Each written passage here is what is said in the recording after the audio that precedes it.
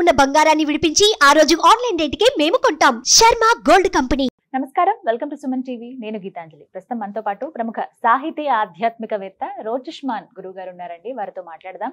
ధనుర్మాసం సందర్భంగా పాశురాల ప్రాముఖ్యత అలాగే వాటి వివరణ తెలుసుకుందాం. గురుగారు నమస్కారం. నమస్కారం అండి. ధనుర్మాసం శుభాకాంక్షలు మీకు.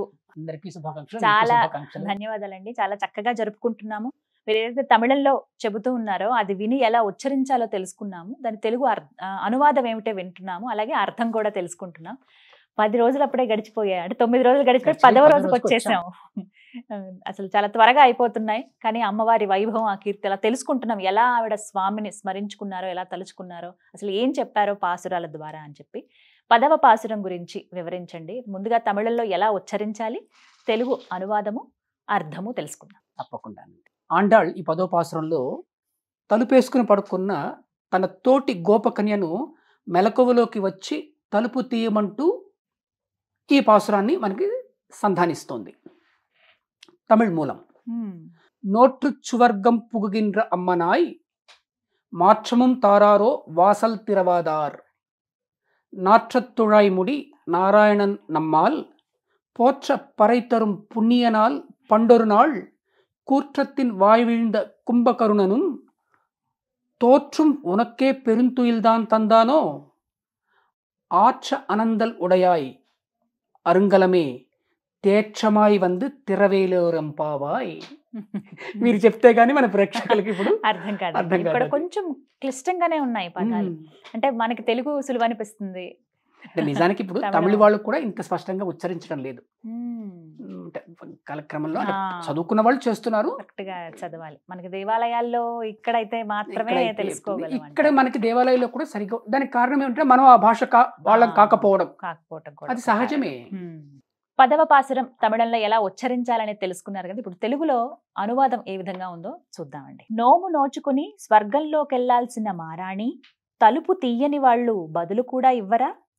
తులసీ మాలల వల్ల పరిమళిస్తున్న తలతో నారాయణుడు మనం స్తుతిస్తే తప్పెటను ఇచ్చే పుణ్యాత్ముడు పూర్వం ఒకనాడు మృత్యువు నోట్లో పడి కుంభకర్ణుడు ఓడిపోయాక నీకు నిద్రను ఇచ్చేశాడా? మితిమీరిన మత్తులో ఉన్నదానా అరుదైన ఆభరణమా మెలకువలోకి వచ్చి తలుపు తీయి ఓలాలా నా చెల్లి. అసలు రామాయణం కూడా ప్రస్తావించారు ఇందులో. అసలు పూర్తి అర్థం ఏంటో చెప్తానండి. ఇంకా ఆండాళ్ గోపకన్యల్ని మందలిస్తూనే ఉంది. వాళ్ళిద్దరు లేవట్లేదు. 10కు వచ్చాం మనం. ఈ పాసురంలో నోము నోచుకుంటే దైవ సన్నిధికి చేరుకోవచ్చని, దైవ సన్నిధికి చేరాలంటే నోము నోచుకోవాలని చెబుతూ దానికి ముందు నిద్ర లేవాలి.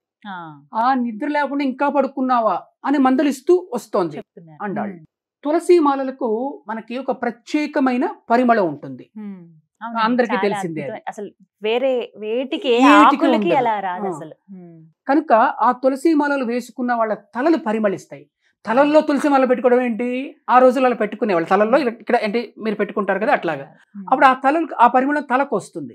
ఆ తలలు పరిమళిస్తున్నాయి అని చెబుతోంది ఆవిడ. ఇక్కడ పరిమళం పవిత్రతకి చిహ్నం. తులసి అంటేనే పవిత్రత.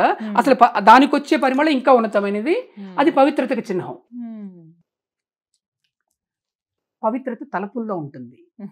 ఆచరణ అందుకని అంటే తలల్లోంచి తలుపులు వస్తాయి. ఆ తలుపులు పవిత్రంగా ఉండాల్సిన అవసరం ఉంది అని ఆండాళ్ చెబుతోంది. అట్లా మనం స్తుతిస్తే నారాయణుడు తప్పెటను ఇస్తాడు. తప్పెట అంటే అనుగ్రహం. అంటే ఆ రోజుల్లో నోము నోచుకునేటప్పుడు ఆ తప్పెట మోగించుకుంటూ నోము నోచుకునేవాళ్ళట. ఇక్కడ తప్పెట అనేది అనుగ్రహం అని పెద్దలు చెబుతున్నారు మనకి. ఇక్కడ ఒక అద్భుతమైన ఉపనిషత్ తత్వాన్ని ఆండాళ్ మనకు చెబుతోంది. ఒకరు దేన్ని ఆకాంక్షిస్తారో, ఎవరైనా ఒకరు దేన్ని ఆకాంక్షిస్తారో లేదా అడుగుతారో వారు దాని చేత స్వీకరించబడతారు. ఒకరు దేన్ని ఆకాంక్షిస్తారో లేదా దేన్ని అడుగుతారో వాళ్ళు దాని చేత స్వీకరించబడతారు. అంటే ఇప్పుడు మనం ఏదైనా ఒక తీపి పదార్థం తిందాం అని ఆకాంక్షించామనుకోండి, మనం తినడం అనేది ఉంటుంది. కానీ ఆ తీపి మనల్ని తనలోకి తీసుకుంటుందట. ఇది మనకి ఒక ఉపనిషత్ వాక్యం ఉంది. యమే వైష వృణితే తేన లభ్యస్తైష ఆత్మ వివృణితే తనుం స్వాం. ఇది కఠోపనిషత్ వాక్యం. దానికి అర్థం ఏమిటంటే దైవాన్ని ఆకాంక్షిస్తే లేదా దైవాన్ని కోరుకుంటే మనం దైవం చేత పొందబడతామని. మనం దైవాన్ని ఆకాంక్షిస్తే దైవం మనకు దొరకడం కాదు, దైవం చేత మనం పొందబడతాం. అంటే మనం దైవం మనల్ని తీసేసుకుంటుంది అనమాట. ఈ అద్భుతమైన తత్వాన్ని ఇక్కడ అండాళ్ళు చెప్తోంది ఈ పాసురంలో. మత్తు అసుర లక్షణం, నిద్రపోతున్నారు ఇంకా అని చెప్పి, అందుకే ఆండాళ్ళు కుంభకర్ణుని ఉటంకించింది ఇక్కడ. ఆ గొప్ప కన్యే కాదు, మనము మితిమీరిన మత్తులోనే ఉన్నాం. అసుర లక్షణమైన మత్తును మనం వీడాలి. మెలకువలోకి వచ్చి తలుపు తీయమని గోపకన్యకు చెప్పినట్టే ఆండాళ్ మనకు చెబుతోంది. ఆండాళ్ మాట విని మనం మెలకువలోకి వద్దాం. చాలా చక్కగా వివరించారండి. ధన్యవాదాలు. నమస్కారం. ధన్యవాదం అండి. గోదామ్మ వారికి పాద ప్రమాణం.